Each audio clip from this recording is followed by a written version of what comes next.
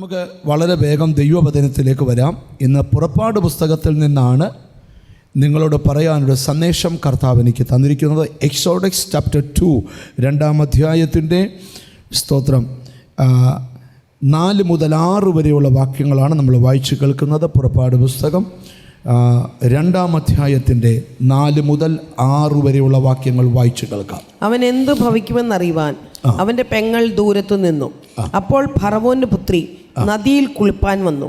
അവളുടെ ദാസിമാർ നദീതീരത്തുകൂടി നടന്നു. അവൾ ഞാങ്ങണയുടെ ഇടയിൽ പെട്ടകം കണ്ടപ്പോൾ അതിനെ എടുത്തു കൊണ്ടുവരുവാൻ ദാസിയെ അയച്ചു. അവൾ അത് തുറന്നാറെ പൈതലിനെ കണ്ടു. കുട്ടി ഇതാ കരയുന്നു. അവൾക്ക് അതിനോട് അലിവ് തോന്നി. ഇത് എബ്രായരുടെ പൈതങ്ങളിൽ ഒന്ന് എന്ന് പറഞ്ഞു. നല്ല വചനത്തിനായിട്ട് ഞാൻ കർത്താവിന് സ്തോത്രം ചെയ്യുന്നു. പുറപ്പാട് പുസ്തകം 2-ാം അധ്യായത്തിലെ 4 മുതൽ 6 വരെയുള്ള വചനങ്ങൾ എല്ലാവർക്കും വളരെ പരിചിതമായ വാക്യമാണ്. ആ വാക്യത്തിൽ നിന്നുകൊണ്ടാണ് അല്പനേരം കർത്താവിൻ്റെ വചനം നിങ്ങളുമായിട്ട് പങ്കുവെക്കുവാൻ ഞാൻ കർത്താവിൻ്റെ കൃപയിൽ ശരണപ്പെടുന്നത്. ദൈവത്തിൻ്റെ സ്വന്തം ജനം എന്നറിയപ്പെടുന്ന ഇസ്രായേൽ ജനം മിസ്രൈം എന്ന അടിമനുഖത്തിൻ്റെ കീഴിൽ ബന്ധിക്കപ്പെട്ട ചരിത്രമാണ് പുറപ്പാട് പുസ്തകത്തിൻ്റെ ആദ്യ ഭാഗങ്ങൾ തുടങ്ങുന്നത്. പുറപ്പാട് എന്ന് പറഞ്ഞാൽ തന്നെ ആ നുഖത്തിൻ്റെ കീഴിൽ നിന്ന് ദൈവം അവരെ പുറപ്പെടുവിക്കുന്നു എന്നാണ് ഈ പുസ്തകം തന്നെ നമ്മളെ വിളിച്ചറിയിക്കുന്നൊരു സന്ദേശം. അവർ മിസ്രൈമിൽ ഇങ്ങനെ വർദ്ധിച്ചങ്ങോട്ട് പെരുകാൻ തുടങ്ങിയപ്പോൾ ദൈവം പറഞ്ഞിട്ടുണ്ട്, എന്ത് ജനം സ്വന്തമല്ലാത്ത ദേശത്ത് 400-ലധികം വർഷം പോയി പാർക്കും, എന്നാൽ 4-ാം തലമുറയിൽ നിന്ന് ഒരുത്തൻ എഴുന്നേക്കും, അവൻ തന്നെ ജനത്തെ മിസ്രൈമിൻ്റെ നുകക്കൈകളെ ഓടിച്ച് മടക്കി കൊണ്ടുവരും. ഇസ്രായേൽ മിസ്രൈമിലായിരിക്കുന്ന കാലഘട്ടം യോസഫിനെ അറിയാത്ത ഒരു ഫറവോൻ അവിടെ എഴുന്നേറ്റു. ദൈവത്തിന് സ്തോത്രം. അന്ന് തൊട്ട് ആ രാജാവിനൊരു ചെറിയ ഭയം നേരിട്ടു. അതിൻ്റെ കാരണം എന്താണെന്നറിയാമോ? അവർ പറയുക, ഇസ്രായേൽ ജനം 1-ാം അധ്യായത്തിലുണ്ട്, നമ്മളെക്കാൾ ശക്തിയും ബാഹുല്യവും ഉള്ള ജനമാണ്. അതുകൊണ്ട് ഇവർ പെരുകിയിട്ടൊരു യുദ്ധമുണ്ടായാൽ സ്തോത്രം നമ്മളെ അവർ പരാജയപ്പെടുത്തും. അതുകൊണ്ട് നമ്മൾ അവരോട് ബുദ്ധിയായി പെരുമാറുക എന്ന് രാജാവ് ഒരു തീരുമാനമിറക്കി. ബുദ്ധിയായിട്ട് പെരുമാറുക എന്ന് പറഞ്ഞാൽ എന്താണ്? അവരെ കഠിനമായിട്ട് പീഡിപ്പിക്കാൻ അവർ തീരുമാനിച്ചു. വൈക്കോല് കൊടുക്കാതെ ഇഷ്ടിക ചുടിക്കുകയും അവരെ കൊണ്ട് പട്ടണങ്ങൾ പണിയിക്കുകയും അവരുടെ ജീവിതം കയ്പാക്കി മാറ്റി. പക്ഷേ പീഡിപ്പിക്കുന്നതോറും ബൈബിൾ എഴുതി ജനം വർദ്ധിച്ച് പെരുകാൻ തുടങ്ങി. അപ്പം ആരൊക്കെ ഒരു വ്യക്തിയെ ഒതുക്കാൻ തീരുമാനിച്ചാലും ദൈവം വിചാരിക്കാതെ ആ വ്യക്തി ഒതുങ്ങത്തില്ല. അവരങ്ങോട്ട് വർദ്ധിച്ച് പെരുകാൻ തുടങ്ങി. ഇത് കണ്ടപ്പം ദൈവത്തിന് സ്തോത്രം, ഇവർക്ക് അതിനേക്കാൾ ഭയം നേരിട്ടു. ദൈവത്തിന് സ്തോത്രം. അവർ പറയുക, ഇനി എന്തോ ചെയ്യാൻ പറ്റും. ഉടനെ എന്ത് ചെയ്യാന്നറിയാമോ? സൂതികർമ്മിണികളെ നിയോഗിച്ചു. അവരോട് പറഞ്ഞു, അതിൽ 2 സൂതികർമ്മികളുടെ പേരെഴുതിയിട്ടുണ്ട്. ശില്പായെന്നും പൂവായെന്നും ആ 2 സൂതികർമ്മിയുടെ പേര്.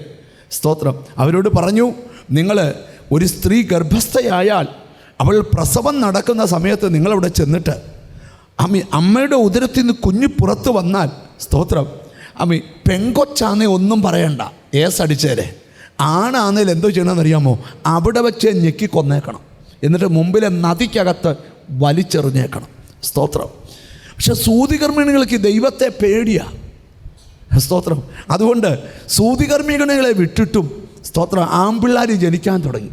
ഫറവോൻ സൂതികർമ്മികളെ വിളിച്ചു വരുത്തി ചോദിച്ചു, നിങ്ങൾ എന്നാ പണിയായി കാണിക്കുന്നത്? അവർ പറഞ്ഞു, ഇസ്രായേലിയ സ്ത്രീകൾ ഞങ്ങളെക്കാൾ തെറവുള്ളവരാ. നമ്മൾ ചെല്ലുന്നതിന് മുമ്പേ ജനനം നടക്കും. മിസ്രൈമ്യരുടെ പോരാട്ടം ജനനത്തോടും വർദ്ധനവിനോടുമാണ്. അന്നും ഇന്നും പോരാട്ടമുണ്ട് ആത്മീക ജനനത്തോടും ആത്മീക വർദ്ധനവിനോടും. ചുരുക്കി പറയാം, അവിടെ എഴുതിയിട്ടുണ്ട്, ദൈവം സൂതികർമ്മിണികൾക്ക് നന്മ ചെയ്തെന്ന്. കണ്ടോ? ചില കാര്യങ്ങൾ അവർ കണ്ണടച്ചത് കൊണ്ട് ദൈവം അവർക്ക് എന്ത് ചെയ്തു? നന്മ ചെയ്തു. അവസാനം രാജാവിന് മനസ്സിലായി സൂതികർമ്മിണികളെ കൊണ്ട് രക്ഷയില്ല. അപ്പം ഭടന്മാരോട് പറഞ്ഞു, ഒരു സ്ത്രീ ഗർഭസ്ഥയായാൽ നിങ്ങൾ ആ വീടിൻ്റെ പരിസരത്ത് കാണണം. സ്തോത്രം. വീട് കയറി നോക്കിക്കോണം. ഏത് വീട്ടിൽ കരച്ചിരി കേട്ടാലും ആങ്കൊച്ചാണെങ്കിൽ സ്തോത്രം അവിടുന്ന് പൊക്കിയെടുത്ത് നദിക്കകത്തോട്ട് എറിഞ്ഞേക്കണം. വെള്ളം കുടിച്ച് ചാകണം. ഈ നിയമം നിലനിൽക്കുമ്പോഴാണ് മോശെ എന്ന ദൈവ മനുഷ്യനെ ദൈവം ജനിപ്പിക്കുന്നത്. ഞാനൊരു കാര്യം തുടക്കത്തിലേ പറയാം. നിയമം എത്ര സ്ട്രോങ് ആയാലും, സാഹചര്യം എത്ര എതിരായാലും അതിൻ്റെ നടുവിൽ പ്രവർത്തിക്കുന്നത് ദൈവത്തിന് ഇഷ്ടം. മനസ്സിലായി? സാഹചര്യങ്ങൾ എതിരായാലും അതിൻ്റെ നടുവിൽ പ്രവർത്തിക്കാൻ ദൈവത്തിന് ഇഷ്ടം. അതുകൊണ്ട് മോശെ ജനിപ്പിക്കേണ്ടത് റൈറ്റ് ടൈമിലാണ്. സ്തോത്രം. ഒരു ലേവി ഗോത്രത്തിൽ നിന്നൊരു ലേവി പുരുഷൻ പോയി ഒരു ലേവി കന്യക വിവാഹം കഴിച്ചു. അവക്കൊരു കുഞ്ഞ് ജനിച്ചു. ജനനത്തിങ്കൾ ശിശു സുന്ദരനെന്ന് കണ്ടു. സ്തോത്രം. അവിടെ എഴുതിയിട്ടുണ്ട് 3 മാസം ആ കൊച്ചിനെ ഒളിപ്പിച്ചു വെച്ചു. ഇനി ഒളിപ്പിച്ചു വെക്കാൻ ഒരു നിവർത്തിയുമില്ല. സ്തോത്രം. ഞാനെൻ്റെ ചിന്ത പറയുവാണേ, ഹമി രാത്രിയും പകലും ഡ്യൂട്ടിക്ക് ആളെ നിർത്തിയേക്കുക. ഡ്യൂട്ടി കേട്ടോണം, കൊച്ചിൻ്റെ വാപത്തി പിടിച്ചോണം. രാവിലെ 6 തൊട്ട് വൈകിട്ട് 6 വരെ സ്തോത്രം. ദൈവത്തിന് സ്തോത്രം. ഒരാൾ വാപത്തും, വൈകിട്ട് 6 മുതൽ രാവിലെ 6 വരെ മറ്റൊരാൾ വാപത്തും. കരയാൻ പോലും മോശയ്ക്ക് അനുവാദമില്ല. മോശ തന്നെ ഓർത്ത് കാണും, ഇതെന്തൊരു ജീവിതമാണ്, കരയാൻ പോലും പറ്റുന്നില്ല. എന്നാൽ ദൈവത്തിന് സ്തോത്രം, 3 മാസം ഒളിപ്പിച്ചു വെച്ചപ്പം ഇനി ഒളിപ്പിച്ചു വെക്കാൻ വയ്യാത്ത സാഹചര്യമായപ്പോൾ അവനെ കൊണ്ട് നദിക്കകത്ത് ഞാങ്ങണകളുടെ ഇടയിൽ ഞാങ്ങണ കൊണ്ടൊരു പെട്ടകം വാങ്ങി അതിനിടയിൽ വെച്ചു. ഇനിയുമാണ് വായിച്ച ചരിത്ര പശ്ചാത്തലം. എന്നിട്ട് അവൻ്റെ പെങ്ങൾ മറഞ്ഞു നിന്ന് നോക്കുക. അവൻ എന്തു ഭവിക്കുമെന്ന് കാണാൻ അവൻ്റെ പെങ്ങൾ ദൂരത്തു നിന്ന് നോക്കി. 3 ആശയങ്ങൾ ഈ വാക്യത്തിലുണ്ട്. സ്തോത്രം. ഒന്നാമത്തെ ആശയം, നിനക്കെന്ത് ഭവിക്കുമെന്ന് കാണാൻ നോക്കിയിരിക്കുന്ന ചില കണ്ണുകൾ. 2, നീ അങ്ങോട്ട് പോകണ്ട, നീ ഇരിക്കുന്ന ഇടത്തേക്ക് നടന്നെടുക്കുന്ന ദൈവപ്രവൃത്തി. 3, എത്തിക്കാനിടത്ത് നിന്നെ എത്തിക്കാൻ ചില കരങ്ങളിൽ ദൈവം വ്യക്തിയെ കൈമാറുകയാണ്. ഇത്രയും ഭാഗം പ്രസംഗിക്കുമ്പോൾ ഇന്നത്തെ ദൂത് തീരും. ദൈവത്തിന് സ്തോത്രം. നമുക്ക് തന്നെ ചില സമയം ആശങ്കയുണ്ട്. ചില പ്രതിസന്ധി വരുമ്പം നമുക്കെന്തോ സംഭവിക്കും. ഇയ്യോബ് പറയുന്നൊരു സന്ദേശമുണ്ട്. സ്തോത്രം. ഞാൻ ഭയപ്പെട്ടത് തന്നെ എനിക്ക് ഭവിച്ചു. ഞാൻ അടുത്തിരിക്കുന്ന ആൾ നോക്കി വെച്ച് പറയാം, ഭയപ്പെടല്ലെന്ന് പറ. പേടിക്കുന്നത് തന്നെ നമുക്ക് ഭവിക്കും. ഭയം ഒരു വികാരമാണെങ്കിലും അകാരണമായി പേടിക്കരുത്. ചിലർക്ക് രാത്രി ഒരു നെഞ്ചുവേദന വരുന്നു, കാർഡിയാക് അറസ്റ്റ് ഒന്നുമില്ല. നാളെ എന്ത് ഭവിക്കുമെന്നുള്ളതാണ് സബ്ജക്റ്റ്. നാളെ എന്താകും? ബൈബിളിൽ അങ്ങനെ ധാരാളം പശ്ചാത്തലങ്ങളുണ്ട്. ഞാൻ ആ സാഹചര്യങ്ങളെ ഒന്ന് വിവരിച്ചുകൊണ്ട് വരാം. ശ്രദ്ധിക്കണം. മോശക്കുഞ്ഞ് ഫറവോൻ്റെ പുത്രിയുടെ അടുക്കലേക്ക് പോയെന്നല്ല, ഫറവോൻ്റെ പുത്രി മോശ ഇരിക്കുന്നിടത്തേക്ക് വന്നെന്ന. ഇന്നൊരു ദൂതൂടെ ഞാൻ പറയാം, നീ ഇരിക്കുന്നിടത്ത് നിന്റെ മറുപടിയെ എത്തിക്കാൻ. ഹല്ലേലൂയ. മനസ്സിലായവരെ ദൈവത്തെ സ്തുതിക്കാവൂ. സ്തോത്രം. ദൈവത്തിന് സ്തോത്രം. എൻ്റെ ദൈവത്തിന് സ്തോത്രം. ഞാൻ ആ ദൂതിനെ ഒന്ന് വിവരിച്ചുകൊണ്ട് വരട്ടെ. നമുക്ക് പുറപ്പാട് പുസ്തകത്തിലെ ഒരു വാക്യം വായിച്ചുകൊണ്ട് ധ്യാനം നമുക്ക് തുടങ്ങാം. ദൈവത്തിന് സ്തോത്രം. 2-ാം അധ്യായം 3-ാം വാക്യം. അവനെ പിന്നെ ഒളിച്ചു വെപ്പാൻ കഴിയാതെയായപ്പോൾ അവൾ ഒരു ഞാങ്ങണപ്പെട്ടകം വാങ്ങി അതിന് പശയും കീലും തേച്ചു പൈതലിനെ അതിൽ കിടത്തി നദിയുടെ അരികിൽ ഞാങ്ങണയുടെ ഇടയിൽ വെച്ചു. അവൻ എന്തു ഭവിക്കുമെന്ന് അറിവാൻ അവന്റെ പെങ്ങൾ ദൂരത്ത് നിന്നു. നിങ്ങൾ ശ്രദ്ധിക്കണം. ആ നദിയുടെ ചരിത്ര പശ്ചാത്തലത്തെ ഞാൻ ഇച്ചിരി ഒന്ന് വിവരിക്കാം. വെള്ളം കുടിച്ച് ചത്തു പുഴുത്തു പൊങ്ങിക്കിടക്കുന്ന 1000കണക്കിന് കുഞ്ഞുങ്ങൾ ആ നദീതീരത്തൂടെ ഫറവോൻ്റെ ഭടന്മാർ ഊരിപ്പിടിച്ച വാളുമായി നടക്കുക. അതേ നദിക്കകത്ത് ഒരു പെട്ടകത്തിനകത്ത് മോശക്കുഞ്ഞ് ഭദ്രമായിരിക്കുക. 2 കണ്ണുകൾ മറഞ്ഞു നിന്ന് നോക്കുക. ഇവൻ എന്തു ഭവിക്കും? ഞാൻ മെസ്സേജ് തുടങ്ങുക. നീ ചിന്തിക്കുന്ന പോലെ ഒന്നുമല്ല ഭവിക്കാൻ പോകുന്നത്. നിന്റെ കണക്കുകൂട്ടലെല്ലാം തെറ്റാൻ പോവുക. നിനക്ക് ഭവിക്കാൻ പോകുന്നത് ദോഷമായിട്ടല്ല. നിനക്ക് ഭവിക്കാൻ പോകുന്നത് നിനക്ക് മനസ്സിലാകാത്ത ലെവലിൽ. സ്തോത്രം. തിരിച്ചറിഞ്ഞ് ദൈവത്തിന് സ്തോത്രം ചെയ്യുക.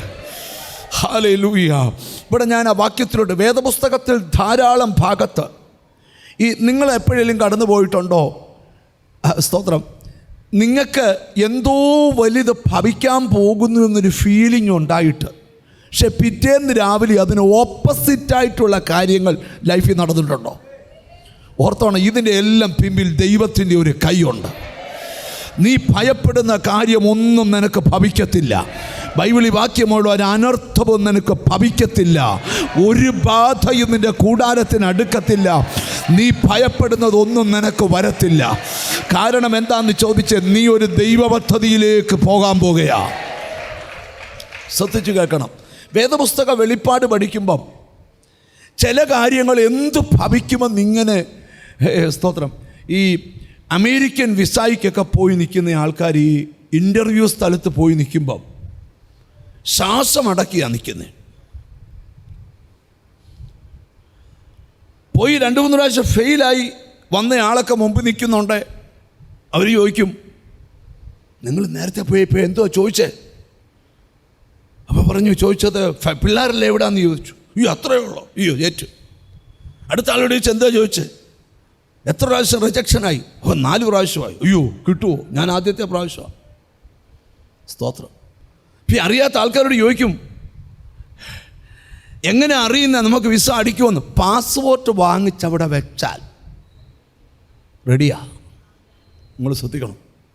അയ്യോ എന്തോ ഭവിക്കും എന്നൊക്കെ പോയച്ച് ഇനി എങ്ങാനും അവർ പാസ്പോർട്ട് വാങ്ങിച്ചു വെച്ചാൽ അകത്തുനിന്ന് വെളിയിലോട്ട് വരുന്നൊരു വരവുണ്ട്.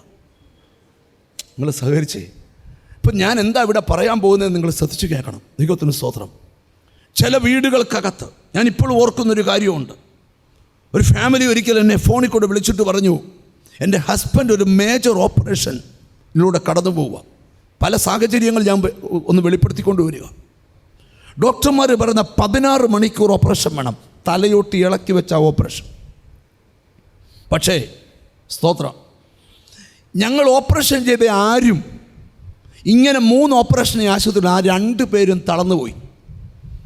ഓക്കെ, അവരെന്നെ ഫോൺ വിളിച്ചിട്ട് സംസാരിക്കാൻ ശേഷിയില്ലാതെ അവർ അലറിക്കരയുക. ഞാനവരോട് പറഞ്ഞു, 2 പേർക്ക് സംഭവിച്ചത് നിങ്ങളുടെ ഭർത്താവിന് സംഭവിക്കത്തില്ല. അതെൻ്റെ ധൈര്യമാണ്. ദൈവത്തിന് സ്തോത്രം. പക്ഷേ നിങ്ങൾ ശ്രദ്ധിക്കുക, ഓപ്പറേഷൻ കഴിഞ്ഞു. ഡോക്ടർമാർ പറഞ്ഞു 7 ദിവസം കഴിഞ്ഞ് അറിയത്തുള്ള അനങ്ങുമെന്നു. 6-ാം ദിവസം വൈകിട്ട് എന്നെ വിളിച്ചിട്ട് പറഞ്ഞു, പാസ്റ്ററെ 6 ദിവസമായി ഭക്ഷണം കഴിച്ചിട്ട്, 6 ദിവസമായി കുളിച്ചിട്ട്, എന്താ കാര്യം? ഒന്നിനും ഉന്മേഷമില്ല. എൻ്റെ ഭർത്താവ് തളർന്നു പോകുമോ? 7-ാം ദിവസം രാവിലെ ഇവള് കയറി ഐസിയുവിൽ കാണാനായിട്ട് കയറി ചെന്നപ്പം ഭർത്താവ് എഴുന്നേറ്റിരിക്കുക. ഇവള് ചെന്ന് ഓടിച്ചെന്നവനെ, ആ ഭർത്താവിനെ കെട്ടിപ്പിടിച്ചു. 2 പേരും കൂടെ എഴുന്നേറ്റു. ഭർത്താവിനെ പെല്ല നടത്തി. സ്തോത്രം. കണ്ടോ, 6 ദിവസം അവരുടെ മനസ്സിൽ വരച്ച ചിത്രം മുഴുവൻ പൊട്ടി. എന്നോട് ദൈവാത്മാവ് പറയുക, തീരാൻ പോകുവാന്നുള്ള ആ ചിത്രം ഇന്ന് മാറുകയാ. നീ ചിന്തിക്കാത്ത വഴികൾ ദൈവം നിനക്ക് ഒരുക്കിയിട്ടുണ്ട്. നീ പോകാത്ത റൂട്ടിലൂടെ യാത്ര ചെയ്യാൻ പോവുക. നീ എത്തേണ്ടിടം ദൈവം തീരുമാനിച്ചിട്ടുണ്ട്. അവിടെ നിന്നെ എത്തിക്കാൻ ദൈവത്തിന് പ്ലാനുണ്ട്. സ്തോത്രം. വേദപുസ്തകത്തിൽ ധാരാളം സംഭവങ്ങൾ അങ്ങനെയുണ്ട്. മറ്റൊരു സംഭവം കൂടെ നിങ്ങളുടെ മനസ്സിലോട്ട് ഞാൻ കൊണ്ടുവരാം. എന്നോട് ദൈവത്തിൻ്റെ ആത്മാവ് പറയുന്ന ഈ ദൂത് കേട്ടോണ്ടിരിക്കുമ്പോൾ നീ മനസ്സിൽ ആശങ്കപ്പെടുന്ന ആ വിഷയം ആശങ്കപ്പെടണ്ട. നീ ചിന്തിക്കുന്ന രീതിയിലല്ല നടക്കാൻ പോകുന്നത്. ഇന്നു വരെ ലോകത്തിൽ ആർക്കു വേണ്ടിയും ചെയ്തിട്ടില്ലാത്ത പോലെ നിനക്ക് വേണ്ടി യേശു ചെയ്യാൻ പോകുന്നു. Oh Jesus. തിരിച്ചറിയുന്നവർക്കായി സ്തോത്രം ചെയ്യുക. ചില കുഞ്ഞുങ്ങളുടെ കാര്യത്തിൽ വിടുതലുകൾ നടക്കും. ചില കുടുംബജീവിതത്തിൻ്റെ കാര്യത്തിൽ വിടുതലുകൾ നടക്കും. നിന്റെ കാര്യം വേറെ ലെവലിൽ ദൈവം കൊണ്ടുപോകുക. സ്തോത്രം. നിനക്കെന്ത് ഭവിക്കുമെന്ന് കാണാൻ നോക്കി നിൽക്കുന്നവരുണ്ട്. എതിരാളികളുണ്ട്, ശത്രുക്കളുണ്ട്. നിന്റെ വീട്ടിൽ എന്ത് സംഭവിക്കും? നിന്റെ വീട്ടിൽ കരയുന്നത് അയലോക്കത്തുകൾക്ക് സന്തോഷമാണ്. പക്ഷേ ദൂത് പറയും, അങ്ങനെ കരയത്തില്ല. നിന്റെ വീട്ടിൽ സന്തോഷത്തിനുള്ള വകയുണ്ടാവുക. മോശയ്ക്ക് എന്ത് ഭവിക്കുമെന്ന് കാണാൻ ശ്വാസം അടക്കി പിടിച്ചു നിൽക്കുക പെങ്ങൾ. കാരണം അവൾ പ്രാർത്ഥിക്കുക, പടയാളി കാണല്ലേ, ഫറവോന്റെ ഒരു പടയാളിയും കാണല്ലേ. അയ്യോ, കണ്ടാൽ എൻ്റെ ആങ്ങളുടെ ലൈഫ് തീർന്നു പോവും. ദൈവം മേളിൽ നിന്ന് പറയാം, നീ ആശങ്കപ്പെടേണ്ട, ഞാനാണ് അവനെ സൂക്ഷിക്കുന്നത്. സ്തോത്രം. ശ്വാസം അടക്കി പിടിച്ച് ചില പ്രശ്നങ്ങളുടെ മുമ്പിൽ നിൽക്കുന്നവരുണ്ടെങ്കിൽ ദൈവം തൊട്ട് പറയുക, പേടിക്കണ്ട. നിങ്ങൾ ആരും ചിന്തിക്കാത്ത റൂട്ട് മാപ്പ് ഈ കുഞ്ഞിനെ കുറിച്ച് ദൈവം വരച്ചിട്ടുണ്ട്. അവൻ എത്തേണ്ടിടത്തെത്തും. ഒരാമയും വരുന്നില്ല. നിങ്ങൾ എൻ്റെ കൂടെ ഒന്ന് സഹകരിക്കുമോ? സഹകരിക്കുമെങ്കിൽ ദൂതിനെ ഒന്ന് സ്വീകരിക്കണം. സ്വീകരിക്കാൻ എങ്ങനെയാണെന്നറിയാമോ? നീ എത്തേണ്ടിടത്തെത്തും. നിന്റെ വീട്ടിൽ ആരും പോയിട്ടില്ലാത്ത റൂട്ടിലൂടെ നീ പോകാൻ പോകുന്നത്. നിന്റെ കുടുംബത്തിൽ ആരും സഞ്ചരിക്കാത്ത പാതയിലൂടെ നീ സഞ്ചരിക്കാൻ പോവുക. കാരണം നിന്നെ ഹോളി സ്പിരിറ്റ് എത്തിക്കേണ്ട സ്ഥലത്ത് എത്തിക്കുവാൻ. രാജാക്കന്മാരുടെ 2-ാം പുസ്തകത്തിൽ 50 പേര് ഒരു മനുഷ്യൻ എന്ത് ഭവിക്കുന്നു കാണാൻ നോക്കി നിൽക്കുന്നൊരു ചരിത്രമുണ്ട്. ആ വാക്യം കൂടെ നമ്മൾ വായിക്കും. രാജാക്കന്മാരുടെ 2-ാം പുസ്തകം 2-ാം അധ്യായം 7-ാം വാക്യം. പ്രവാചക ശിഷ്യന്മാരിൽ 50 പേർ ചെന്ന് അവർക്കെതിരെ ദൂരത്തു നിന്നു. അവർ ഇരുവരും യോർദാൻ അരികെ. ഏലിയാവും എലീശയും കൂടെ യോർദാൻ കടന്നു പോകാൻ പോവുക. സ്തോത്രം. പ്രവാചക ശിഷ്യന്മാർ എലീശയോട് ചോദിക്കുന്നൊരു ചോദ്യമുണ്ട്. ഇന്ന് നിന്റെ യജമാനൻ നിന്റെ തലയ്ക്കിൽ നിന്ന് എടുക്കപ്പെടുമെന്ന് നീ അറിയുന്നോ? എലീശ പറഞ്ഞു, നന്നായി അറിയുന്നു. പറഞ്ഞത് എന്തിനാണെന്നറിയാമോ? നീ യോർദാൻ കടന്നു പോവുക. യോർദാൻ കടന്നു പോകുന്നത് ട്രെയിനിലല്ല, ഫ്ലൈറ്റിലല്ല, ബോട്ടിലല്ല. പുതപ്പെടുത്ത് യോർദാനെ ഏലിയാവ് അടിച്ച് 2ആയി പിരിച്ച് അക്കരെ പോന്നെ. ഇവർ പറഞ്ഞതിൻ്റെ അർത്ഥം, തിരിച്ചു നീ എങ്ങനെ വരുമെന്ന് ഞങ്ങൾക്കൊന്ന് കാണണം. ഇവിടെ നോക്കുന്നത് 2 കണ്ണാണെങ്കിൽ രാജാക്കന്മാരുടെ പുസ്തകത്തിൽ നോക്കി നിൽക്കുന്ന 100 കണ്ണുകളാണ്. സ്തോത്രം, സ്തോത്രം. എനിക്കൊരു ദൂത് നിന്നോട് പറയാനുണ്ട്. ആരൊക്കെ വേണേലും നിന്നെ നോക്കിക്കോട്ടെ, നിനക്ക് ഭവിക്കാൻ പോകുന്നത് വ്യത്യസ്ത ലെവലിലുള്ള അനുഗ്രഹങ്ങളാണ്. സ്തോത്രം, സ്തോത്രം. ഏലിയാവിൻ്റെ പുറകെ പോയ ഏലീശയോട് ഏലിയാവ് ഒരു ചോദ്യം ചോദിച്ചു, നിനക്കെന്തു വേണം? നിനക്ക് പണ്ട് ശലോമോനോടും ദൈവം ചോദിച്ചു, നിനക്ക് എന്തോ വേണം? എസ്തേർ രാജ്ഞിയോട് രാജാവ് ചോദിച്ചു, നിനക്ക്?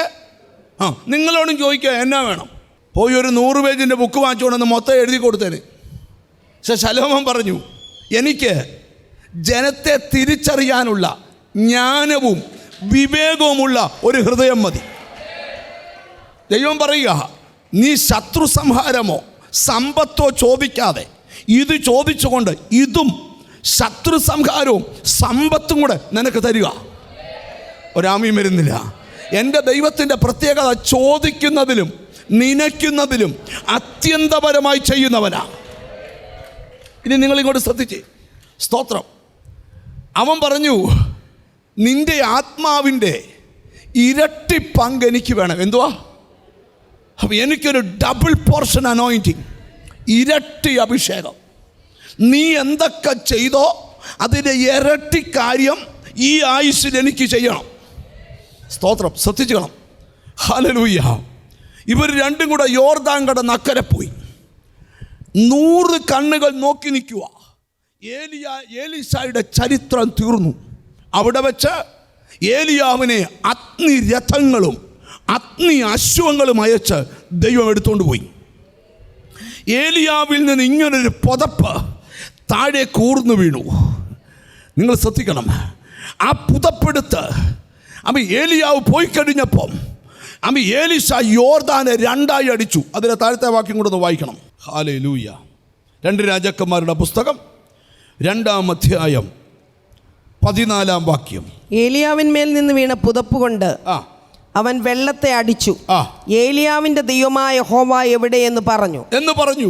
അവൻ വെള്ളത്തെ അടിച്ചപ്പോൾ അത് അങ്ങോട്ടും ഇങ്ങോട്ടും പിരിഞ്ഞു. ഏലീശ ഇക്കരയ്ക്ക് കടന്നു. ഇനി ശ്രദ്ധിച്ചോണം. യെരിഹോവിൽ അവനെതിരെ നിന്നിരുന്ന പ്രവാചക ശിഷ്യന്മാർ അവനെ കണ്ടിട്ട് ഏലിയാവിന്റെ ആത്മാവ് ഏലിശയുടെ മേൽ അധിവസിക്കുന്നു എന്ന് പറഞ്ഞ് അവനെ എതിരേറ്റ് ചെന്ന് അവന്റെ മുൻപേ സാഷ്ടാംഗം വീണു. നിനക്ക് എന്തു ഭവിക്കുമെന്ന് നോക്കി നിന്നവർ നിന്റെ കാൽക്കൽ വീഴുന്നു. Hallelujah, hallelujah.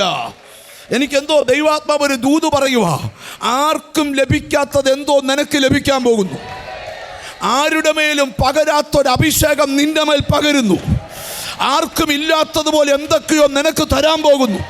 ഒരാമീൻ പറഞ്ഞാട്ട് നീ മനസ്സിൽ പറയണം, ഞാൻ വ്യത്യസ്തനാണ്, ഞാനൊരു വ്യത്യസ്തനാണ്. ആരും പ്രാപിക്കാത്തത് ഞാൻ പ്രാപിക്കും, ആരും സ്വീകരിക്കാത്തത് ഞാൻ. ഹല്ലേലൂയ. തിരിച്ചറിഞ്ഞ് ദൈവത്തിനോട് സ്തോത്രം ചെയ്യുക. നിങ്ങൾ എന്നെ ഒന്ന് ശ്രദ്ധിച്ചിരിക്കണം, ഇച്ചിരുടെ ഗഹനമായിട്ട്. ദൈവത്തിന് സ്തോത്രം. ഇന്ന് എന്നോട് പരിശുദ്ധാത്മാവ് പറയുക, ഹല്ലേലൂയ, നീ ഭയപ്പെടുന്നതൊന്നും നിനക്ക് ഭവിക്കത്തില്ല.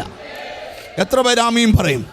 മറ്റൊരു വചനം കൂടെ നിങ്ങളുടെ മനസ്സിലോട്ട് കൊണ്ടുവരാം, നിങ്ങളുടെ ഉള്ളിലോട്ട് പെട്ടെന്ന് കൊണ്ടുവരാം. കർത്താവ് ഒരിക്കൽ, നിങ്ങൾ മറക്കരുത്, ദൈവത്തിന് സ്തോത്രം, ഇവിടെ എത്ര കണ്ണാ നോക്കി നിൽക്കുന്നേ? 100 കണ്ണുകൾ. മറ്റേത് എത്ര കണ്ണാ നോക്കിയേ? 2 കണ്ണ്. ഇനി ഇടയ്ക്കുള്ളൊരു സംഖ്യയോടെ പറയാം. സ്തോത്രം. കർത്താവ് ശിഷ്യന്മാരെ ഒരിക്കൽ വള്ളത്തെ കയറ്റി വിട്ട് മുമ്പോട്ട് പോയപ്പോൾ ഭയങ്കര കാറ്റും കോളും അടിച്ചു. പടകിങ്ങനെ ഒലഞ്ഞു. 3 യാമം ഒലഞ്ഞു. 4-ാം യാമം, സ്തോത്രം, ഇനി രക്ഷപ്പെടാൻ വകയില്ലെന്ന് ചിന്തിക്കുമ്പോൾ ആ പ്രതികൂലങ്ങളെ ചവിട്ടി അമർത്തിക്കൊണ്ട് യേശു പടകിലേക്ക് വന്നു. സ്തോത്രം. ഇനി ആ കടലിലേക്കൂടെ യേശു നടന്നു വരിക. ആ പടകൽ എത്ര പേരുണ്ടെന്ന് പറയാം? ഇപ്പം പറ, പടകൽ എത്ര പേരുണ്ട്? ഓ, മിണ്ടുന്നില്ല. എന്തോ? യേശു ആ പടക വരുന്നതിന് പടകൽ എത്ര ഉണ്ട്? തട്ടട്ട് 12, 11 അല്ല, യൂദ അന്നേരം അതിലുണ്ട്. പുള്ളി പിന്നാ പോയത്. എത്ര പേര് പടകാലുണ്ട്? ഞാൻ ചോദിക്കുക, ഒരേ കാര്യത്തിന് 12 പേരിറങ്ങിയാൽ ഒരാൾ ഓവർ സ്മാർട്ടായാൽ ഇഷ്ടപ്പെടുവോ? പറ, മലയാളിയുടെ കൾച്ചർ പറ. ഇഷ്ടപ്പെടുവോ? പറ. നിങ്ങളെല്ലാവരും കൂടെ ഒന്നിച്ചിരിക്കുമ്പോൾ ഒരാൾ ഓവർ സ്മാർട്ടായാൽ ഇഷ്ടപ്പെടുവോ? ഇപ്പോഴത്തെ പ്രശ്നം അതാ. 12 പേരും പറയുന്നത് എല്ലാവരും ഒരുപോലെ നിന്നോണം. കടലിൻ്റെ മണ്ടയിൽ കൂടെ യേശു വരുന്ന കണ്ടപ്പോൾ അവർ പറഞ്ഞു ഭൂതം വരുന്നു. കാര്യം എന്താണെന്നറിയാമോ? ഇന്ന് വരെ കല്ലിൻ്റെ മണ്ണിൻ്റെ മണ്ടയിൽ കൂടെ നടക്കുന്ന യേശുവിനെ ഇവർ കണ്ടിട്ടുള്ളൂ. ആദ്യമായിട്ടാണ് വെള്ളത്തിൻ്റെ മണ്ടയിൽ കൂടെ യേശു വരുന്നത് കണ്ടേ. നിങ്ങളെന്നെ ശ്രദ്ധിച്ച് കേൾക്കണം. യേശു അടുത്ത് വന്നപ്പോൾ മനസ്സിലായി ഇത് യേശുവാണ്. 11 നിങ്ങൾക്കറിയാം, ഈ പടകൊലഞ്ഞ് മരിക്കാൻ തുടങ്ങുമ്പോൾ ആ ശ്വാസം എടുക്കുന്ന ഭാവമൊക്കെ അങ്ങ് നിന്നു. ഇങ്ങനെ നിൽക്കുമ്പോഴാ ശാന്തമായ ഉടനെ പത്രോസ് ചോദിക്കുക, കർത്താവേ, നീ ആണെങ്കിൽ ഞാൻ അങ്ങോട്ട് വരട്ടെ. കർത്താവിൻ്റെ പ്രത്യേകത, വരട്ടെ എന്ന് ചോദിച്ചാൽ നോ പറയത്തില്ല, വാന്ന് പറയും. ഇവ സ്റ്റെപ്പ് എടുത്ത് പടകയെന്ന് വെള്ളത്തിലോട്ടിറങ്ങി. 11 പേര് ഒന്നിച്ചു പറഞ്ഞു, ഇവൻ ഇതിൻ്റെ ആവശ്യമുണ്ടോ? ഇവന് അനുഭവിച്ചോ? 11 പേര് ശ്വാസം അടക്കി നിൽക്കുക. ഉടനെ നമ്മുടെ കൂട്ടത്തിൽ ഒരാൾക്ക് മരണമുണ്ട്. കാരണം അവൻ ഇറങ്ങിയേക്കുന്ന എവിടാ? ആഴിയെന്നോർക്കാതെ, ആഴം ആരായാതെ. ഇങ്ങോട്ട് ശ്രദ്ധിക്കണം. മുമ്പോട്ട് ചാടി 1 സ്റ്റെപ്പ് എടുത്ത് ആദ്യം, സ്തോത്രം, കാലെടുത്ത് വെച്ചപ്പം പാറപ്പുറം പോലെ തോന്നി. അങ്ങനെ, സ്തോത്രം. ഞാനൊരു കാര്യം പറയാം, ഫീലിംഗ് ഭയങ്കര. യാക്കോബ് കല്ലെടുത്ത് തലയിണയായി വെച്ച് ഉറങ്ങിയപ്പം കൂർക്കം വലിച്ചുറങ്ങാൻ കാര്യം എന്താ? ആ കല്ല് യാക്കോബിന് ഒരു സ്പോഞ്ച് തലവണ പോലെ തോന്നി. മിണ്ടുന്നില്ല. കടുപ്പമുള്ളതിനെ ഒക്കെ സോഫ്റ്റാക്കി തരാനും ദൈവത്തിന് കഴിയും. ഓ, ഹല്ലേലൂയ. എനിക്കെന്തോ ദൈവാത്മാവ് ഒരു നിയോഗം തരിക. നീ ചുമക്കുന്ന ചില ഭാരം നിന്റെ തലക്കൽ നിന്ന് മാറും. നിനക്ക് ഭാരമെന്ന് പറഞ്ഞ ചിലതൊക്കെ ഈ ദിവസങ്ങളിൽ സോഫ്റ്റ് ആകും, ഒരു പഞ്ഞി പോലെ. അപ്പോസ്തല പ്രവൃത്തി 28-ാം അധ്യായം 6-ാമത്തെ വാക്യം. സ്തോത്രം. Acts chapter 28 verse 6. അവൻ വീർക്കുകയോ പെട്ടെന്ന് ചത്തു വീഴുകയോ ചെയ്യുമെന്ന് വെച്ച് അവർ കാത്തു നിന്നു. അവൻ വീർക്കുകയോ പെട്ടെന്ന് ചത്തു വീഴുകയോ ചെയ്യുമെന്ന് വെച്ച്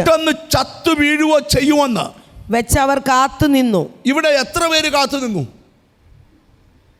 ഒരാളല്ല, 11 പേരല്ല, 50 പേരല്ല, ഒരു ദേശത്തെ മുഴുവൻ പേരും.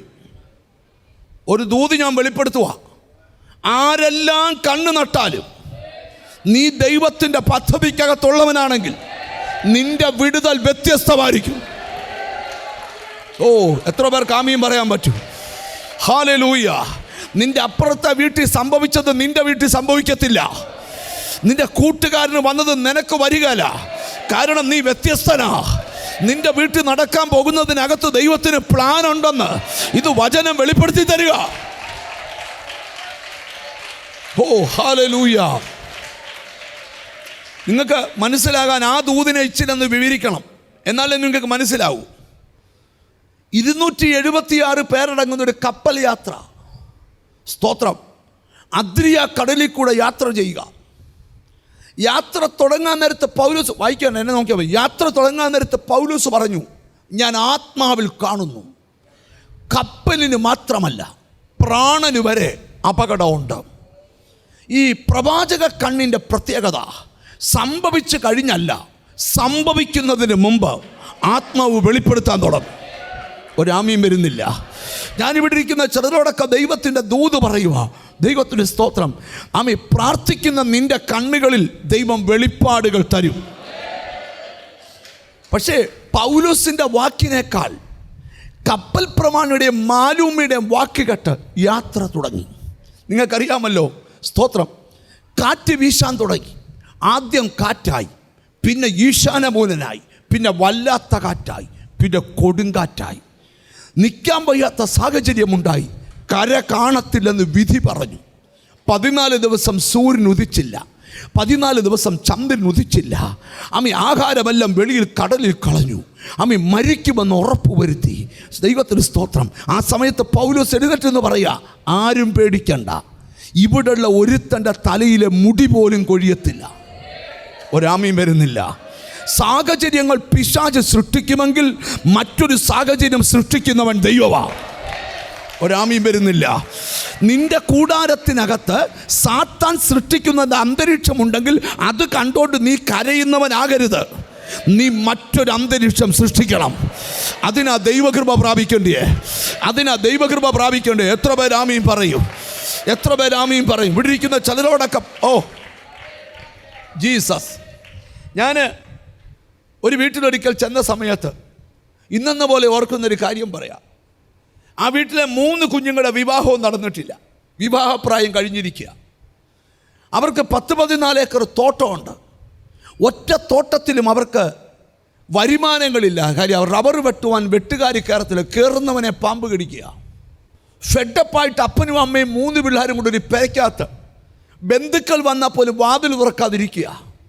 എങ്ങനോ ടി വിയിൽ ഒരു പ്രോഗ്രാം കണ്ടിട്ട് അവരുടെ ഒരു കസിനെ എൻ്റെ അടുക്കൽ വിട്ടിട്ട്, സ്തോത്രം, അവരുടെ നിർബന്ധം സഹിക്കാൻ വയ്യാതെ ഞാൻ ആ വീട്ടിൽ പോയി.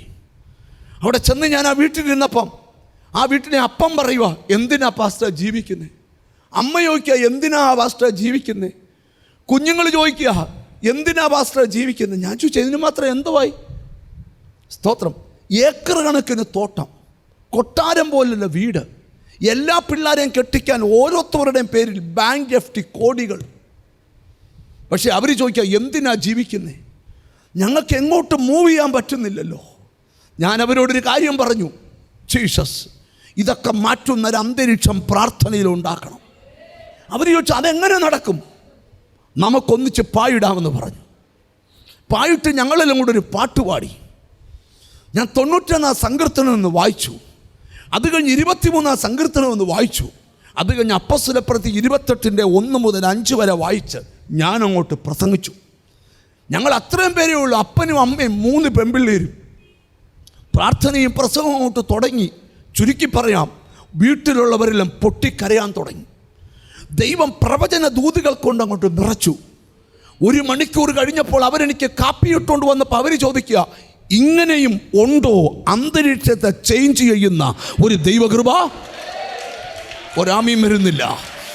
ശത്രു നിന്റെ കുടുംബത്തിലിട്ടത് അനുഭവിച്ച് തീർക്കാനല്ല, അന്തരീക്ഷം ചേഞ്ച് ആകണം. ഇന്ന് ഇതിനകത്തൊരു അഭിഷേകത്തിൻ്റെ ധ്വനി ഞാൻ കാണുക. എത്ര പേർക്ക് ആമയും പറയാൻ പറ്റും? ഇന്ന് എനിക്കൊരു ദൂത് പറയാനുണ്ട്. ചില വീടിൻ്റെ അന്തരീക്ഷം എന്ന് പൊട്ടും. സാത്താൻ സൃഷ്ടിച്ചൊരു അന്തരീക്ഷം ചില ദേശങ്ങളിൽ നിന്ന് പുറത്തു പോകാൻ പോവുക.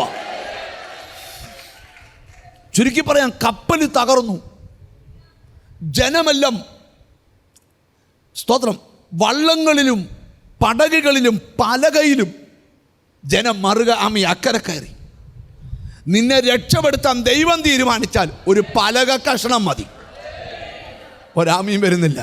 നിന്നെ രക്ഷപ്പെടുത്താൻ ദൈവം തീരുമാനിച്ചാൽ എന്തോ മതി? ഒരു പലക കഷണം മതി. ഒരു നല്ല ഹല്ലേലൂയ പറഞ്ഞാൽ. ഞാൻ ഒരിക്കലും ഒരു രാജ്യത്ത് ദൈവവചനം പ്രസംഗിക്കാനായിട്ട് പോയ സമയത്ത് ഒരു ചെറുപ്പക്കാരൻ എന്നെ ഹോട്ടലിൽ കഴിക്കാനായിട്ട് കൊണ്ടുപോവാ. ഞാൻ അവനോട് ചോദിച്ചു, വില കൂടിയൊരു വണ്ടിയിലാണ് യാത്ര ചെയ്യുന്നത്. ഞാൻ ചോദിച്ചു, മോനെ നീ ഇവിടെ എങ്ങനെയാ വന്നേ? എൻ്റെ പാസ്റ്ററെ, എൻ്റെ കഥ പറഞ്ഞാൽ അത്ഭുതപ്പെടും. അതെന്തുവാ? അതെ, ഞാനൊരു ചെറിയൊരു ജോലിക്ക് ഇവിടെ വന്നതാ.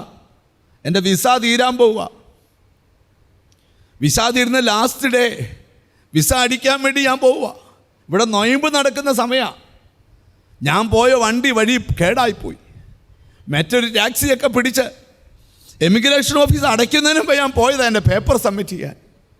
ചില ധൃതിഗതിയിൽ സമയം തീരാണ്ട് ഓടിപ്പോയി ഫോൺ വിളിച്ചുകൊണ്ടുവന്ന അറബിയെ കണ്ടില്ല. തിരിഞ്ഞു ചെന്നപ്പം ഒരു ഇടി ഇടിച്ചു. പുള്ളിയും വീണു, ഇവനും വീണു. ഇവൻ്റെ കൈ ഒടിഞ്ഞു. അറബിക്ക് ഭയങ്കര വിഷമം. നൊയമ്പിന് താനെ ഇടിച്ചൊരുത്തൻ താഴെ വീണ് അവൻ്റെ കൈ ഒടിഞ്ഞെങ്കിൽ ആ അറബി എന്ത് ചെയ്തെന്നറിയാമോ? അവനെയും കൊണ്ട് ആശുപത്രിയിൽ പോയി. അവൻ്റെ ആൾക്കാരെ വിട്ടു.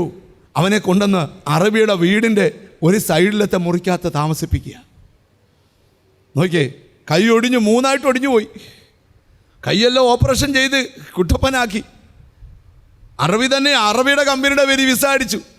ജോലി ചെയ്യേണ്ട ശമ്പളം. അവൻ മിടുക്കനായോണ്ട് വൈകിട്ട് അറബിയുമായിട്ട് വർത്താനം തുടങ്ങി. അറബിയുടെ കമ്പനി ജോലിക്ക് കയറി. ഇന്ന് ആ കമ്പനിയുടെ ടോപ്പ് ലെവലിൽ വർക്ക് ചെയ്യുക. ചില നാഷണൽ പെർമിറ്റ് ഇടിച്ചാലും ഒരു ഗുണവുമില്ല. മിണ്ടുന്നില്ല. ദൈവം നിന്നെ രക്ഷപ്പെടുത്താൻ തീരുമാനിച്ച ഒരു കുഞ്ഞു പലക മതി രക്ഷപ്പെടുത്താൻ. നീ ഒന്ന് പ്രാർത്ഥിച്ച് എന്നെ ഒന്ന് രക്ഷപ്പെടുത്തണേ കർത്താവേ. നിങ്ങളെല്ലാവരും വരുന്നതിന് മുമ്പ് ഞാനിവിടുത്തെ പ്രെയർ ഹോളിൽ വന്നു. ഞാൻ ഏകദേശം 3 മണിക്കൂറോളം ജനത്തോട് പേഴ്സണലി സംസാരിച്ചു. ഓരോരുത്തരും ഇറങ്ങുമ്പോഴും പോകുമ്പോഴും ഞാൻ പ്രാർത്ഥിക്കുന്നൊരു പ്രാർത്ഥനയുണ്ട്, ദൈവമേ എന്നോട് സംസാരിക്കണേ. ഹല്ലേലൂയ. എന്തിനാ? എനിക്കിന്ന് ജനത്തോട് പറയാൻ അങ്ങ് എന്നോട് സംസാരിക്കണം. കേട്ടോ, നിന്നെ രക്ഷപ്പെടുത്താൻ ദൈവം തീരുമാനിച്ചാൽ ഒരു പലക കഷ്ണം മതി രക്ഷപ്പെടുത്താൻ. ഒരാമയും വരുന്നില്ല.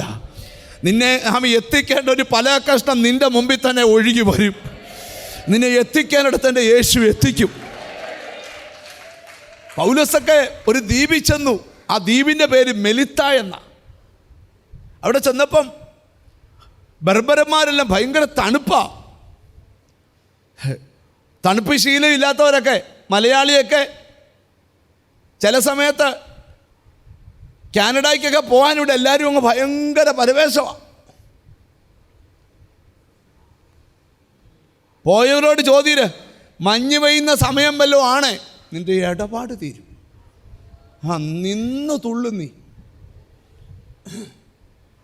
ഇവിടെ ചെന്നപ്പോൾ തണുത്ത് വിറച്ച് വെള്ളത്തിൽ നിന്ന് കയറി വരിക. ബർബരന്മാർ അവരോട് സാധാരണതയല്ല, ദൈവം നിൻ്റെ കൂടെ ഉണ്ടെങ്കിൽ നീ പോലും അറിയാത്ത വ്യക്തി നിനക്ക് വേണ്ടി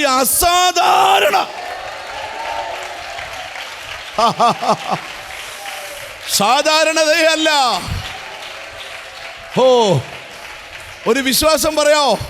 അടുത്തിരിക്കുന്ന ആളെ തൊട്ടച്ചോരം, ദൈവം നിന്നോട് അസാധാരണ ദയ കാണിക്കുമെന്ന് പറ. ഹല്ലേലൂയ. ആരോടൊക്കെയോ പരിശുദ്ധാത്മാവ് സംസാരിക്കുക. ദൈവം നിന്നോട് എന്ത് കാണിക്കാൻ പോവുക? ഒന്ന് ഉറക്കെ പറഞ്ഞു, എന്തോ ദയാ? അവരിങ്ങനെ തീ കൂട്ടി, എല്ലാവരും ഇങ്ങനെ ഇരിക്കുക. 276 പേരുണ്ട്. എന്തുവാ ഇങ്ങനെ വട്ടമിരിക്കുക. ബർബരന്മാർ ചുറ്റും കൂടി നിൽക്കുക. തൊട്ടടുക്ക വിറക് വരെയുണ്ട്. പൗലോസിൻ്റെ പ്രത്യേകത, പൗലോസിനെ അടങ്ങിയിരിക്കാൻ അറിയത്തില്ല. ചിലർക്ക് അടങ്ങിയിരിക്കാനേ അറിയൂ. യോഗത്തിന് വന്ന് അടങ്ങി ഓരോ കുഴപ്പവും ഇല്ലാതെ ഉറങ്ങുന്ന എത്രയോ പേരുണ്ട്. പൗലോസാന്നേ ചുമ്മാ ഇരിക്കല്ലേ. പൗലോസ് ഇങ്ങനെ ഓരോ വിറക് വറക്കി, ഒരു വിറക് കെടുമ്പോൾ അടുത്ത വിറകിടും. കത്തുക, തീ ഒരേപോലെ ചൂട് മെയിൻറ്റെയിൻ ചെയ്ത് വരിക. ഇങ്ങനെ ചൂട് കൂടി കൂടി കൂടി കൂടി കത്തിച്ചടത്തൊന്ന് ഭൂമിക്കടിയിൽ കൂടി ചൂട് പോയി വിറക് വരക്കകത്തു വരെ ഈ തീ ഇറങ്ങി. തീ ഇറങ്ങിയപ്പോൾ ഒരു സംഭവം ഉണ്ടായി. അകത്ത് ചുരുണ്ടുകൂടിയിരുന്ന ഒരു രക്തയാണലി അവിടെ ഇരിക്കാൻ നിവർത്തിയില്ലാതെ പുറത്തിയാടി. സ്തോത്രം. ഞാൻ ഇനിയൊരു ദൂത് നിന്നോട് പറയാം. തീ ഇറങ്ങേണ്ട പോലെ ഇറങ്ങിയാൽ പൊത്തിനകത്തിരിക്കുന്നതെല്ലാം പുറത്തു വരും യേശുവിൻ്റെ നാമത്തിൽ. സ്തോത്രങ്ങൾ ഉയരുമ്പോൾ നമ്മളിൽ വെളിപ്പെടുന്ന തീ ഏതാ? വചനം പറയുക, എൻ്റെ വചനം തീ പോലെയാ. കഴിഞ്ഞ ആഴ്ച ഞാനതാ പറഞ്ഞു. എൻ്റെ വചനം എന്താ? അകത്ത് കത്തും തീ. അത് കത്തുമ്പോൾ അതിൻ്റെ ശരീരത്ത് മറഞ്ഞിരിക്കുന്ന ട്യൂമറൊക്കെ ചാടി പുറത്തിയാടും. ഉണ്ടെന്നില്ല, നിന്റെ ബ്ലഡിനകത്തൂടെ ഒഴുകുന്ന രോഗാണുക്കൾ തള്ളി പുറത്തിയാടും കേട്ടോ. ജീസസ്. വചനമൊരു തീയാ, വചനമൊരു തീയാ. കൗൺസിലർ റൂമിൽ ഒരു ആൻറ്റി എന്നെ കാണാൻ വന്നപ്പോൾ എന്നോടൊരു കാര്യം പറഞ്ഞു. പാസ്റ്റർ തിരുവനന്തപുരത്ത് മീറ്റിംഗ് നടക്കുമ്പോൾ ഈ പ്രസംഗം കേട്ടുകൊണ്ടിരിക്കുമ്പോൾ 12 മണിക്കൂർ പ്രാർത്ഥനയാണ്. കട്ടിലിൽ തളർന്നു കിടക്കുന്ന ഒരാൾ ഇപ്പം ചാടി എഴുന്നേക്കുമെന്ന് പറഞ്ഞു. ജീസസ്. നാളുകൾ കൊണ്ട് കിടന്ന ആൻറ്റി ചാടി എഴുന്നേറ്റ് അന്ന് ചാടി എഴുന്നേറ്റു. അത്ഭുത സൗഖ്യം. ഞാൻ അവിടെ ഒന്നും ചെന്നില്ലല്ലോ, ഞാൻ അവിടെ ചെന്നിട്ടില്ല. പക്ഷെ വചനം ഒരു തീയാ. ഞാൻ എന്തിനാ ഇതൊക്കെ പറയുന്നത്? വചനം ഒരു തീയാണ്. നിന്നെ ബന്ധിച്ച് കിടത്തിയിടത്തുനിന്ന് എഴുന്നേൽപ്പിക്കുന്ന തീ. ഓ യേശുവേ, അന്തരീക്ഷം മാറുന്നു, അനോയിന്റിങ് മാറുന്നു, അഭിഷേകം മാറുന്നു. യെസ്. നിങ്ങൾ എന്നെ ഇച്ചിരി ശ്രദ്ധിച്ച് ഞാൻ ദൂതൊന്ന് വിവരിച്ചുകൊണ്ട് വരട്ടെ. ചൂട് നിമിത്തം അണലി എന്ത് ചെയ്തു? പുറത്തു വന്നു. അവിടെ ഒരു പ്രശ്നമുണ്ട്. ഈ രക്തയണലി പകൽ മുഴുവൻ മാളത്തിലുറങ്ങും, രാത്രി പുറത്തു വന്ന് ജീവൻ അപഹരിക്കും. ഒളിഞ്ഞും മറഞ്ഞും പോരാടിയവന് മാളത്തിലിരിക്കാൻ പറ്റാത്ത അന്തരീക്ഷം പൗലോസ് ഉണ്ടാക്കി. ഒരാമയും വരുന്നില്ല. എനിക്കൊരു ദൂത് ദൈവാത്മാവ് പറയാം. നിന്റെ കണ്ണിന് മറഞ്ഞു മാളം കെട്ടി വാഴുന്ന ഏതൊരു ദുഷ്ടശക്തിയെയും പുറത്തിറക്കുന്ന ഒരു തീ. നിങ്ങൾക്ക് ഫീൽ ചെയ്തിട്ടുണ്ടോ? ഞങ്ങൾ ദൈവദാസന്മാർ ചിലപ്പോൾ ശുശ്രൂഷിക്കുന്നതിനിടയിൽ ഇറങ്ങി അങ്ങോട്ട് ചെല്ലുമ്പോൾ ചിലർ പറയും, വരണ്ട, ഞങ്ങൾ പൊക്കോളാമെന്ന്. വരണ്ട എന്നാ കാര്യം? അവരുടെ ആരോഗ്യത്തിനകത്ത് മാളം കെട്ടി നിന്ന ആ ഭൂതാത്മാവ് ഇറങ്ങുക. 6000 ഭൂതം ഉള്ള ഒരു മനുഷ്യൻ യേശു ഗദരദേശത്ത് കാലുകുത്തുമ്പം കല്ലറയും കാടും വിടാത്തവൻ അന്ന് കല്ലറയും കാടും വിട്ട് യേശുവിൻ്റെ കാൽച്ചുവട്ടി വന്നു. ഒരു ദൂത് പറ, ഇളകി വരുന്ന കാഴ്ച ഞാൻ ആത്മാവി കാണുക. നിന്റെ പാരമ്പര്യത്തിനകത്ത്, നിന്റെ കുടുംബത്തിനകത്ത് തുറകൂടിയ സർപ്പദേവതകളെ എന്നോട് ദൈവാത്മാവ് പറയാം, ചുരുണ്ടുകൂടി ഇരുന്നത് മതി, ഇനി അവൻ പുറത്തു വരണം. അപ്പം നാട്ടുകാർ പറയുക, നിങ്ങൾ എന്നെ വാക്യം നാട്ടുകാർ പറയുക, ഇവൻ എന്താ കുഴപ്പമുണ്ട്? ആർക്ക്? പൗലോസിന്. കടലിൽ നിന്ന് രക്ഷപ്പെട്ടിട്ടും ആര് വിടുന്നില്ല? നീതിദേവി വിടുന്നില്ല. അവർ പറയുക, നിങ്ങളെല്ലാവരും നോക്കിയിരുന്നു, ഇപ്പളിവൻ വീർക്കും, ഇപ്പളിവൻ ചാവും. ഒരു മെലിത്ത എന്ന ദ്വീപിലെ അപാലവൃത്തം ബർബരന്മാർ ഒരാളെ നോക്കി നിൽക്കുക, വീർക്കുന്ന കാണാൻ, ചാകുന്ന കാണാൻ. സാധാരണ രക്തയണിൽ കടിച്ചാൽ മണിക്കൂറുകൾക്കകം വീർക്കും, മണിക്കൂറിനകം ചത്തു വീഴും. പക്ഷെ മണിക്കൂറുകൾ കഴിഞ്ഞിട്ടും പൗലോസിന് കുലുക്കമില്ല. എന്താ കാര്യം പറയാം. ഈ സർപ്പം സൃഷ്ടിച്ച് അന്തരീക്ഷത്തെക്കാൾ വലിയ അന്തരീക്ഷം അഭിഷക്തൻ അവിടെ സൃഷ്ടിച്ചേക്കുക. Glory to God. നിന്റെ വീടിൻ്റെ അന്തരീക്ഷം ചേഞ്ച് ചെയ്യാൻ നിന്നെ യേശുവിൻ്റെ നാമത്തിൽ ഞാൻ ബൈബിളിലെ 4 തെളിവുകൾ നിങ്ങളുടെ മുമ്പിൽ കൊണ്ടുവച്ചു. അവിടെ നിൽക്കാൻ പറ്റത്തില്ല, അടുത്തത് ആ ദൂത് പറയാൻ പോകുന്നത്. നിങ്ങൾ എന്നെ ഒന്ന് ശ്രദ്ധിച്ചിരിക്കണം. പ്രധാനപ്പെട്ട ഭാഗത്തോട്ട് വരിക. സ്തോത്രം. 2 കണ്ണുകൾ നോട്ടമിടുന്നു മോശയെ. സ്തോത്രം. 22 കണ്ണുകൾ നോട്ടമിടുന്നു ആരെ? പത്രോസിനെ. ജീസസ്. 100 കണ്ണുകൾ നോട്ടമിടുന്നു ആരെ? ഏലിശായെ. സ്തോത്രം. 3-ാം സ്വർഗം വരെ പോയി വന്ന പൗലോസിനെ. ഇങ്ങോട്ട് നോക്ക്. ജീസസ്. ഒരു ഗ്രാമം അല്ലെങ്കിൽ ഒരു ദ്വീപിലുള്ള മുഴുവൻ ആൾക്കാരും നോട്ടമിടുന്നു. ചോദ്യം, ഞാൻ 4 പേരുടെ കാര്യം പറഞ്ഞു. ഈ 4 പേരും ഇവർ നോട്ടമിട്ട എന്തെങ്കിലും കാര്യം ഈ 4 പേരുടെ ലൈഫിൽ നടന്നോ? ഇല്ല. അങ്ങനെങ്കിൽ ദൂത് പറയാം, നടക്കുമെന്ന് നീ ചിന്തിച്ച മേഖല വരെ ഇന്ന് പൊട്ടും. ചിലർ പറഞ്ഞത് നിന്റെ വീട്ടിൽ നടക്കുകയില്ല. മിണ്ടുന്നില്ല. ചിലർ പറഞ്ഞത് നിന്റെ വീട്ടിൽ നടക്കത്തില്ല. കാരണം നിന്റെ വീട്ടിലെ അന്തരീക്ഷം വേറെയാ. ഹല്ലേലൂയ. അതുകൊണ്ടാണ് ദൈവമക്കളോട് വന്നേ, പ്രയർ മുടക്കരുത്. പ്രാർത്ഥനയിലാണ് പുതിയ അന്തരീക്ഷങ്ങൾ ദൈവം ക്രിയേറ്റ് ചെയ്യുന്നത്. സ്തോത്രം. ശ്രദ്ധിച്ച് കേൾക്കണം. ഇനി നിങ്ങൾ ശ്രദ്ധിച്ചേ. മോശക്കുഞ്ഞ് ഇപ്പോൾ എവിടെ ഇരിക്കുക? ഒരു ഞാങ്ങണ പെട്ടകത്തിനകത്ത് ഇരിക്കുക. ചോദ്യം, ചില ദൈവപ്രവൃത്തി വെളിപ്പെടുമ്പോൾ ചിലരുടെ മേൽ പ്രവൃത്തി വെളിപ്പെടാൻ അങ്ങോട്ട് ചെല്ലണം. പക്ഷെ ചിലരുടെ ലൈഫിൽ അങ്ങോട്ട് ചെല്ലണ്ട. നീ ഇരിക്കുന്നിടത്തോട്ട് നിന്നെ തേടി വരും പ്രവൃത്തി. ഇന്നതാ മെസ്സേജ്. ഒരാമീൻ പറഞ്ഞാട്ട്. നീ അങ്ങോട്ട് തിരക്കി പോകണ്ട, നീ ഇരിക്കുന്നിടത്തോട്ട്. ചിലരോട് ഞാൻ പ്രവചിക്കുക, നിന്നെ തേടി ചിന്തിക്കാത്ത തലത്തിൽ നിന്ന് ദൈവം ചിലരെ ഇളക്കാൻ പോവുക. മനസ്സിലായില്ല? യേശുവിൻ്റെ നാമത്തിൽ എനിക്ക് ആ ദൂതി നിന്നുകൊണ്ട് വേണം ഈ വചനം വിവരിക്കുക. ഇന്നൊന്നും തീരത്തില്ല. പിന്നെ ഞാൻ ഒരു പരുവത്തിൽ ഇപ്പോൾ കൊണ്ട് നിർത്താം. സ്തോത്രം.